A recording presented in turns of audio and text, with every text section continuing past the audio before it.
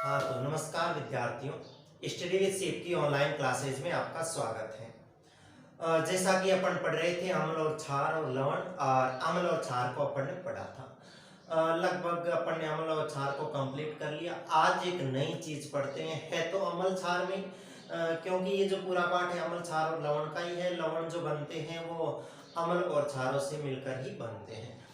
तो लेसन तो पूरा का पूरा अपने अम्ल क्षार और लवण पे ही चलना है। तो अम्लों से रिलेटेड एक अच्छी सी बात है, और वो बात क्या है, वो है कि अम्ल और क्षारकों का अपन पता कैसे करें।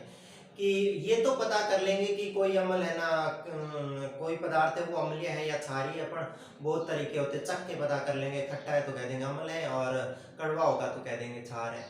या अपन क्या करेंगे, लिटमस पत्र से परीक्षण कर लेंगे। या अपन ने कल 3 तरह के है ना सूचक पढ़े थे, प्राकृतिक सूचक, कृत्रिम सूचक, और एक पढ़ा था गंधीय सूचक। उनसे चेक कर लेंगे।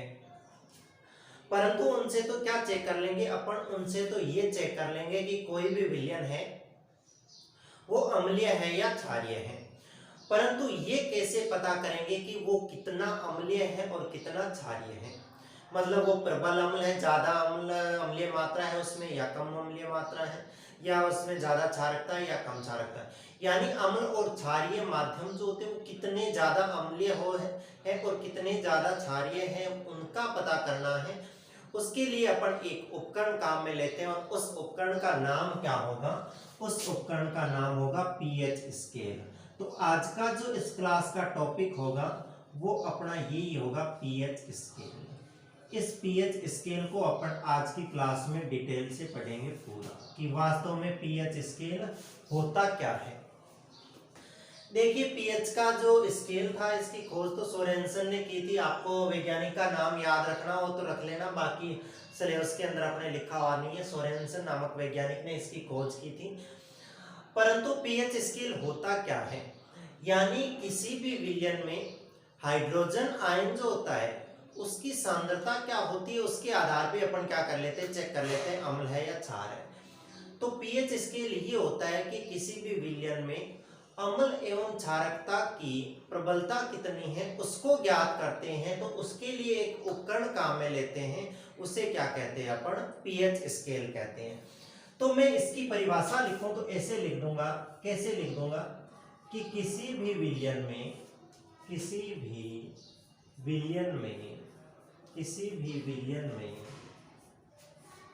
हाइड्रोजन आयन की सांद्रता, किसी भी विलयन में हाइड्रोजन आयन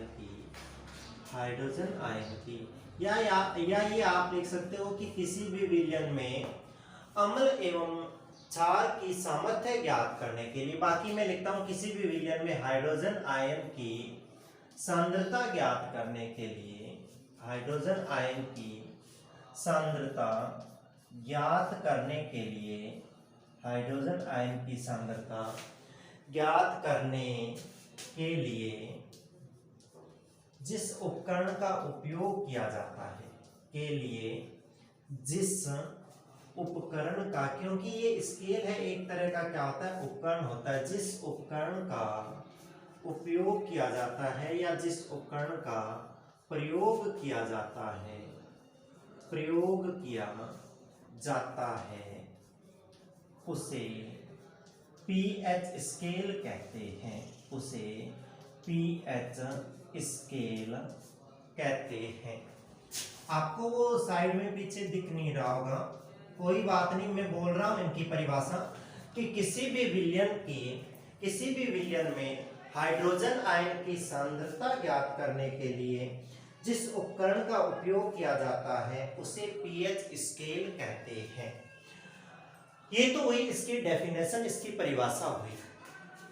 अब इसके बाद में देखो, जैसे पीएच है तो आपको पूछ लेते कि पीएच में पी का मतलब क्या है और एच का मतलब क्या है। तो मैं यहाँ पे लिखता हूँ, देखो अच्छी अच्छी बातें लिखता हूँ मैं, बहुत सारी अच्छी अच्छी बातें लिखूं। तो मैं यहाँ लिखूं कि पीएच में पी एक सूचक है। पी क्या है, पी एक सूचक है। सूचक मतलब सूचना देने वाला। पी एक सूचक है जो जर्मन भाषा के किस भाषा के, ये नाम याद रखना है, जो जर्मन भाषा के पुशांस शब्द से बना है। जर्मन भाषा के पुशांस शब्द से बना है। पुशांस शब्द से बना है। आपको पूछ लेंगे कि यहाँ पे पी जो है वो किस भाषा का शब्द है, तो वो जर्मन भाषा का शब्द है। ये पूछ लेंगे जर्मन भाषा के किस शब्द से इसकी उत्पत्ति हुई है, जर्मन भाषा की पुशांस शब्द से इसकी उत्पत्ति हुई है। तो पीएच में पी एक सूचक है जो जर्मन भाषा के पुशांस शब्द से बना है। जर्मन भाषा के पुशांस शब्द से बना है, जिसका अर्थ होता है, अपनी भाषा में इसका अर्थ क्या होता है, जिसका अर्थ होता है शक्ति। यानी जिसका अर्थ क्या होता है, जिसका अर्थ होता है शक्ति। ऐसे लिखो, जिसका अर्थ होता है शक्ति। शक्ति मीन्स पावर। यानी उसमें अम्लता और क्षारकता की कितनी पावर है, पावर के आधार पर बता देंगे कौन प्रबल है और कौन दुर्बल है। तो आपको याद रखना है, 3 क्वेश्चन बनते हैं इस लाइन में से कि पुशांस में पी शब्द किस भाषा से बना है, जर्मन भाषा से। जर्मन भाषा के किस शब्द से बना है, पुशांस शब्द से। पुशांस शब्द का अर्थ क्या होता है, तो शक्ति होता है। पहली बात याद रखनी। दूसरी बात आपको क्या याद रखनी है, दूसरी याद रखनी है कि इसकी जो परास होती है, इसकी परास देखो क्या होती है, अभी बताता हूं। इसकी परास 0 से 14 तक होती है।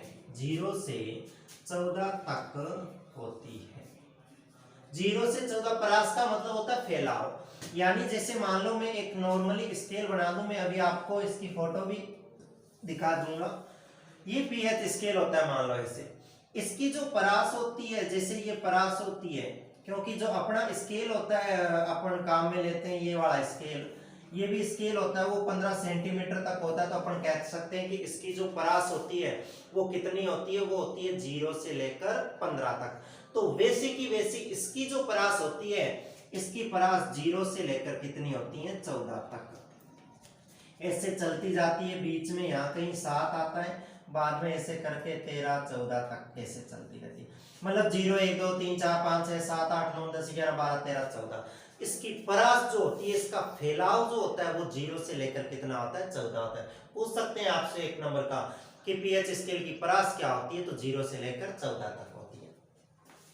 आगे देखो अगला पढ़ते हैं अपन पॉइंट।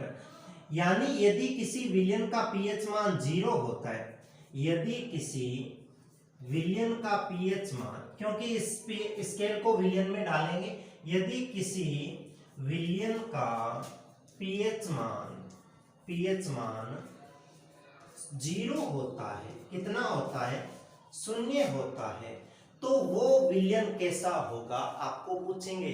एक विलयन है, इसका पीएच मान 0 है, तो बताइए ये किस प्रकार का विलयन है। अगर कोई भी पदार्थ जिसका पीएच मान 0 है, वो क्या होगा, वो अत्यधिक अम्लीय होगा।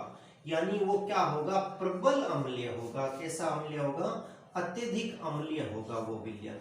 और अत्यधिक अम्लीय का मैं उदाहरण लिख दूं, जैसे अपन ने पढ़ा था हाइड्रोक्लोरिक अम्ल। हालांकि अभी आगे सारणी में अपन पढ़ेंगे, हाइड्रोक्लोरिक अम्ल जो होता है, इसका पीएच मान जो होता है ना, वो 0 और 1 के बीच में रहता है। तो इसका मतलब ये इतना खतरनाक होता है, इतना तेज होता है। मैंने बताया था चमड़ी पे गिरता है, चमड़ी को जला देता है, फिर भी अपने पेट के अंदर पाया जाता है, उदर के अंदर पाया जाता है। ये पहली बात आप याद रखना कि ऐसा पदार्थ जिसका पीएच मान 0 होता है, वो क्या होता है, अत्यधिक अम्लीय होता है, या कह सकते हैं प्रबल अम्लीय होता है। दूसरा देखो, दूसरा पॉइंट क्या लिखोगे आप, ऐसा लिखोगे, मैं तो नहीं लिख रहा। ऐसा यदि किसी विलयन का पीएच मान कितना हो, 14 होता है। 14 से बीच में 7 आता है, तो क्या 7 को ले लो पहले, 7 होता है, तो वो क्या होता है, वो उदासीन होता है। वो विलयन कैसा होता है, उदासीन होता है। और उदासीन प्रकृति जो होती है वो किसकी होती है, लवण की होती है। इसका मतलब वो क्या होगा, लवण होगा। और आगे जो तीसरी बात है इसकी, वो तीसरी बात क्या होगी कि यदि किसी विलयन का पीएच मान कितना हो, 14 हो, तो उस विलयन को अपन क्या कहेंगे, उसको कहेंगे अत्यधिक क्षारीय विलयन होगा। वो क्या कहेंगे कि वो विलयन जो होगा वो अत्यधिक क्या होगा, क्षारीय विलयन होगा। और जैसे इसका उदाहरण लिख सकता हूं मैं, क्या, NaOH, सोडियम हाइड्रोक्साइड जो होता है ये प्रबल होता है, इसका पीएच मान जो होता है 13 से 14 के बीच में होता है। तो यहाँ पे इसकी प्रबलता ज्यादा होती है और यहाँ पे इसकी प्रबलता क्या होती है, अम्ल की ज्यादा होती है, यहाँ इसकी होती है। देखो जैसे ये उदासीन है, यहाँ पे साथ पे क्या होता है, ये उदासीन, ना अम्ल के गुण होते हैं ना क्षार के होते हैं।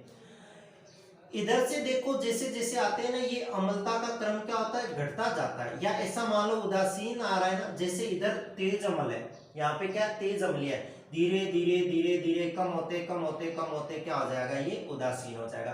तो ये क्या हो जाएगा, उधर से घटता क्रम हो जाएगा और इधर से देखेंगे तो बढ़ता क्रम हो जाएगा।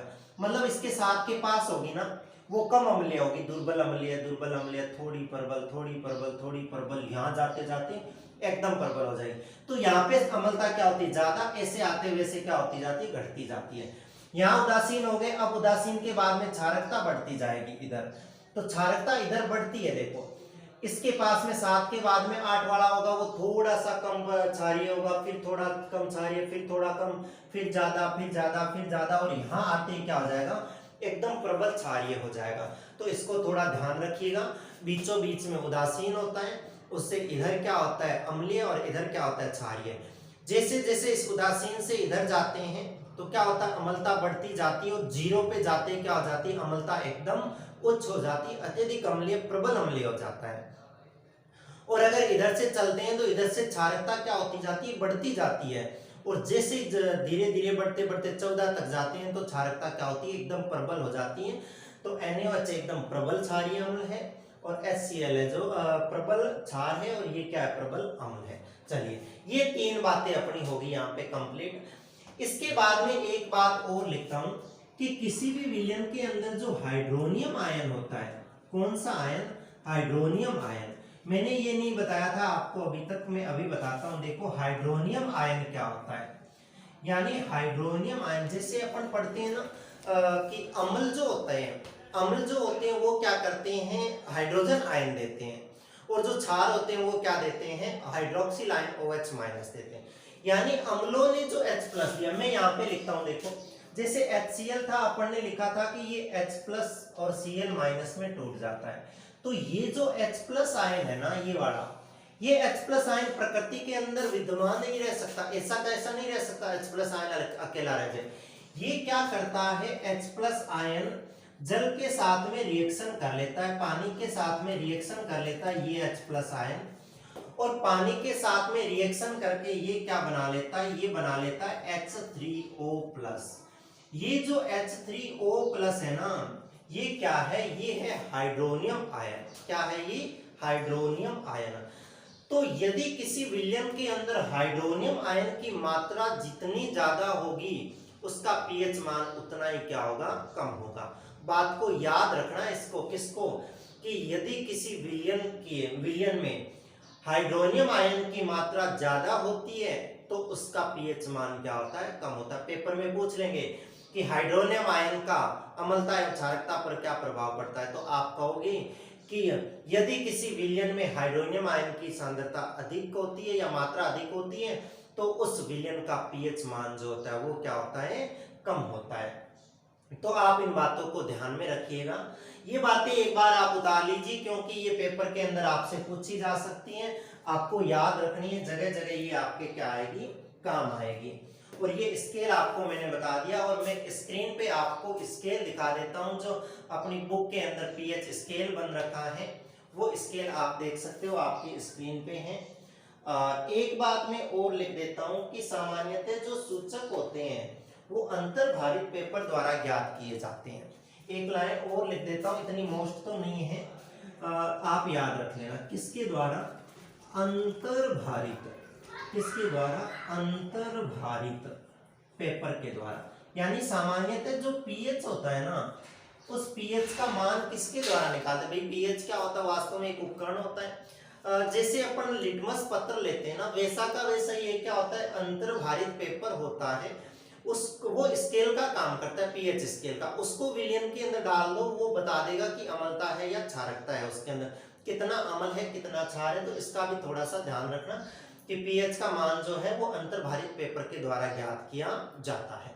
तो ये था अपना सामान्य सा पीएच स्केल। इसको थोड़ा सा आपको ध्यान में रखना है, आप इसको अच्छे से उतार लीजिएगा, वीडियो को रोक के आप इसको समझ लीजिएगा। अब आगे चलते हैं और आगे चलते हुए मैं आपको एक अच्छी सी चीज बताता हूं। आपको पेपर में क्या करेंगे, कुछ पदार्थ दे देंगे, उनके पीएच मान पूछेंगे। पेपर में पीएच मान पूछने के दो तरीके होते हैं, या तो आपको जैसे कह दे कि है ना लार का पीएच मान कितना होता है और नीचे ऑप्शन दे दे 1 2 3 4, ये भी होते हैं, उनमें से आपको याद है तो टिक करना है। या आपको ऐसे दे सकते हैं कि इधर 4 पदार्थ लिख देंगे, जैसे लार है, नींबू का रस है, टमाटर का रस है ना, NaOH कुछ भी दे देंगे, और इधर उनके सामने उल्टे फुल्टे क्या दे देंगे, पीएच मान दे देंगे। आपको मिलान में पूछ सकते हो, कैसे करके आपसे 1% वो जरूर पूछेंगे, किसका, कि फलाने का पीएच मान कितना होता है। फलाने में आपको पूछ लेगा HCl का पीएच मान कितना होता है, आपको याद होगा कि इसका पीएच मान 0 से 1 के बीच में होता है, तो आप उसको बता सकते हो। NaOH का पूछ लेंगे कितना होता है, तो NaOH का आपको याद है तो 13 से 14 के बीच में, आप कोई भी मान बता सकते हो। 0 कहोगे तो ही सही है, 1 कहोगे तो ही सही है, 13 कहो तो ही सही है, 14 कहो तो ही सही है, 13.7 है, 5 4 3 कुछ भी कहो सही है। लगभग पीएच मान होते हैं ये वाले। तो अब मैं बाकी एक चीज और है कि आप ये देख सकते हो, मान लो आपको कह दे कि एक विलियन ए है जिसका पीएच मान कितना है, जिसका पीएच मान 6.5 है। बताइए इसकी प्रकृति क्या होगी।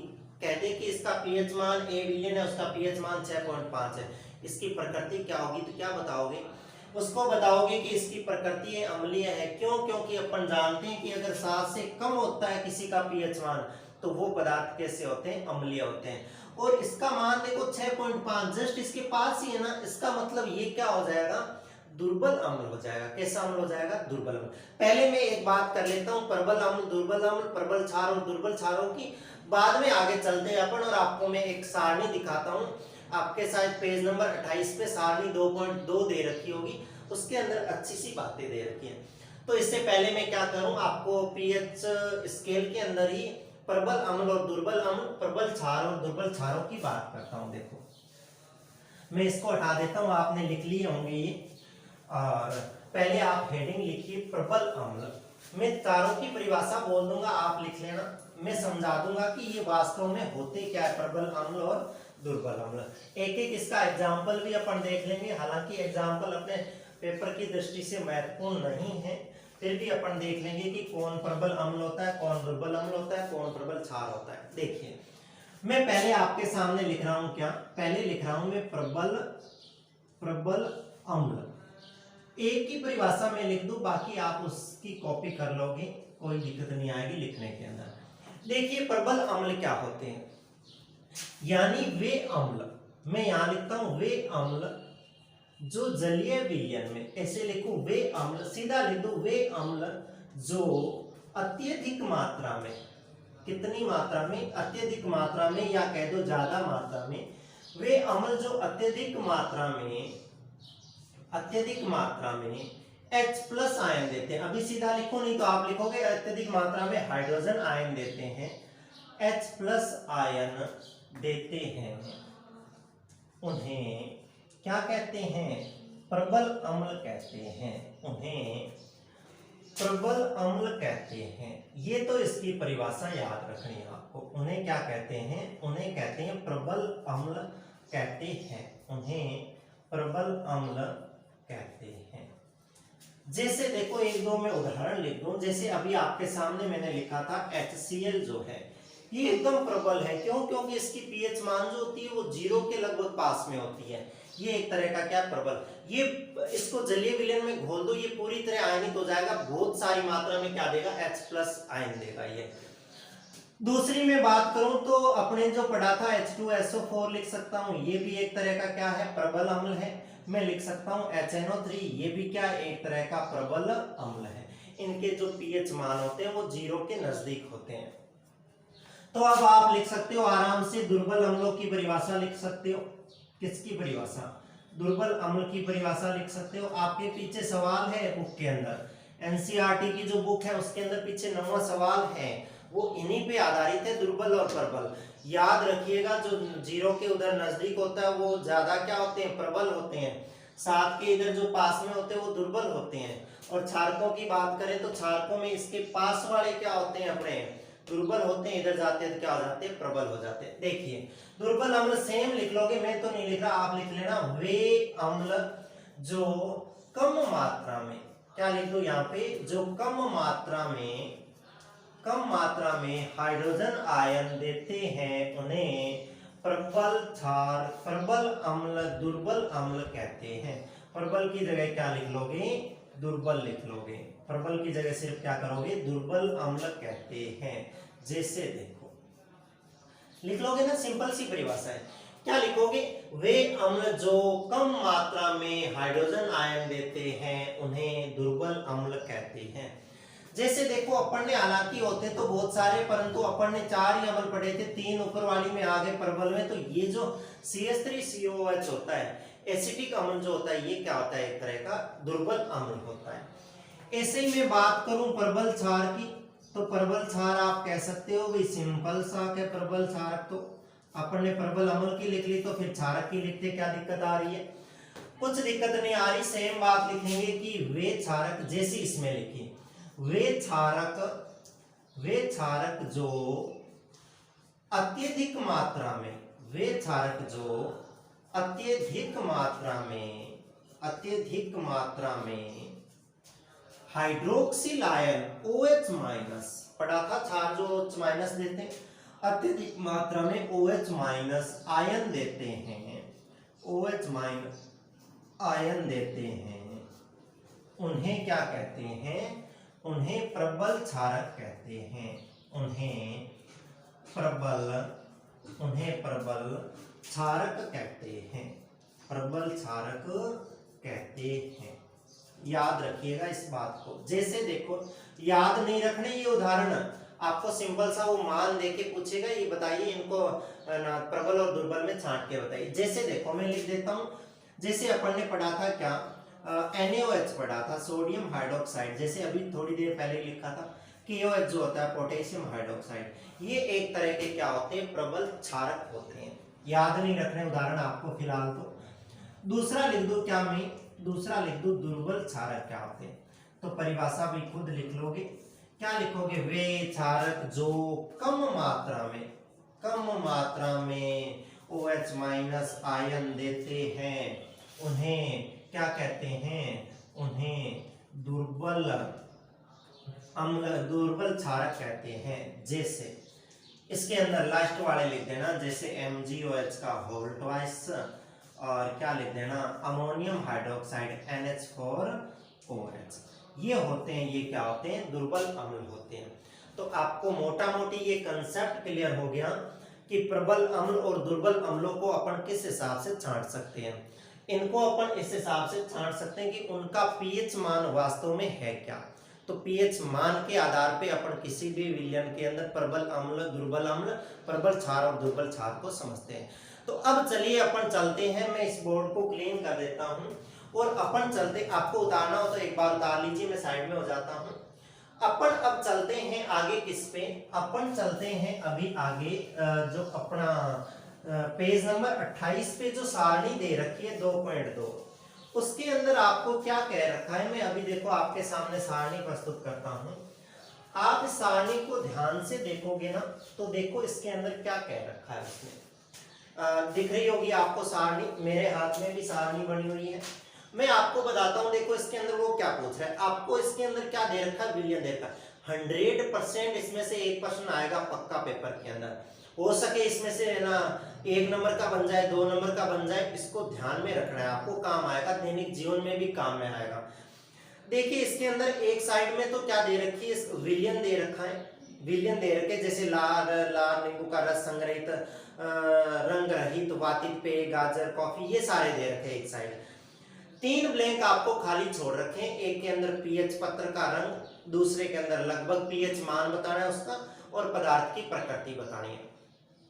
देखिए आप किस हिसाब से इनके जो रंग है इनको आपको याद रखना फिलहाल इतना जरूरी नहीं है, आपको पीएच मान याद रखने जरूरी है, और इन पीएच मानों के आधार पे आप क्या कर सकते हो, इनकी प्रकृति बता सकते हो, इसको ध्यान रखिएगा।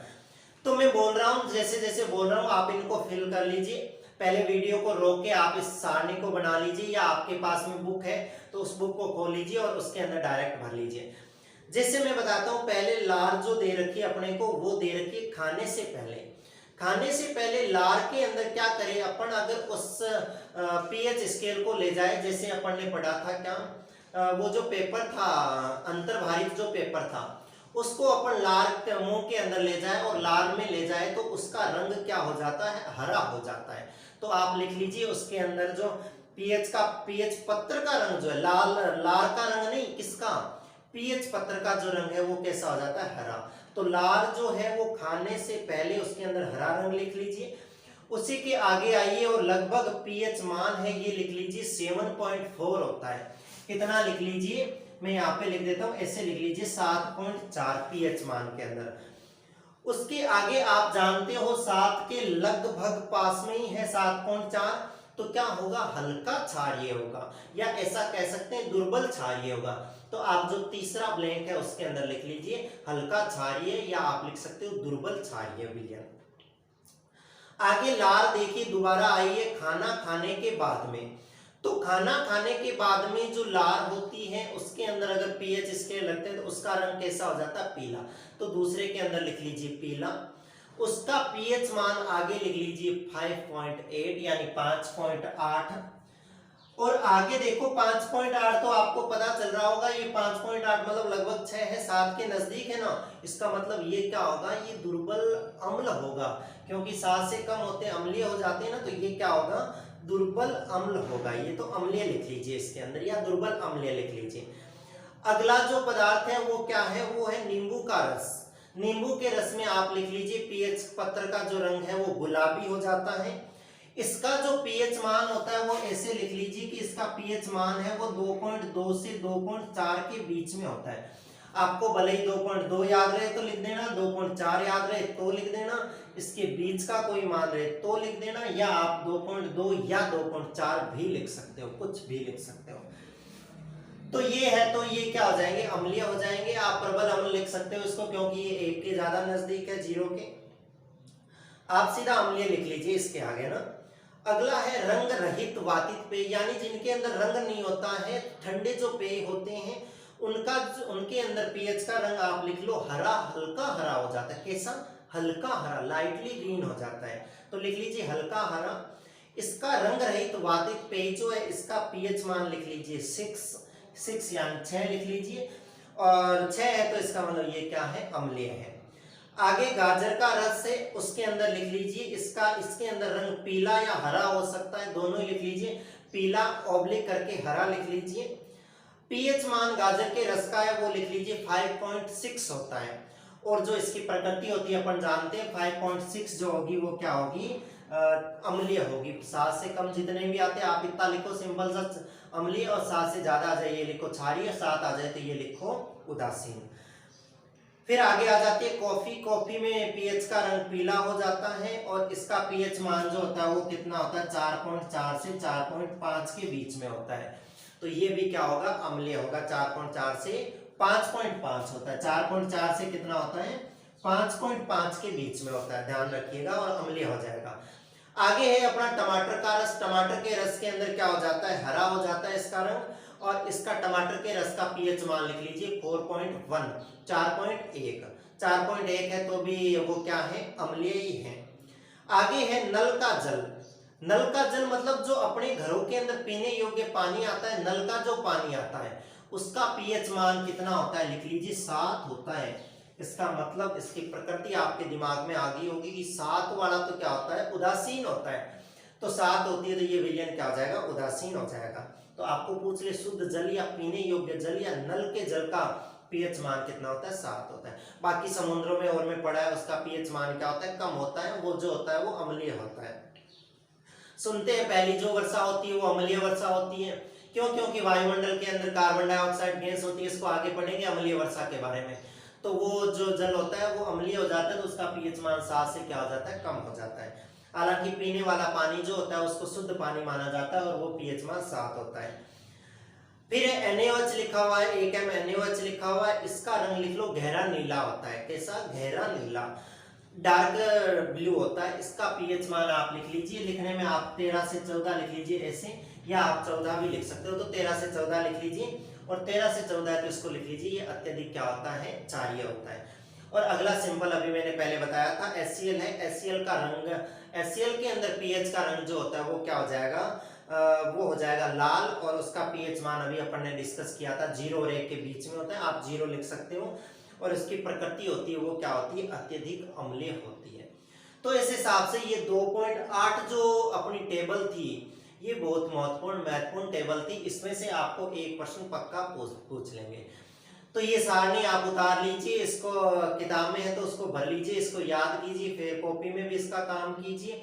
और आगे की क्लास जो है उसके अंदर अपन आगे पढ़ते हैं, जैसे आगे अपने दैनिक जीवन में पीएच का क्या महत्व है उसके बारे में पढ़ते हैं। तब तक के लिए धन्यवाद।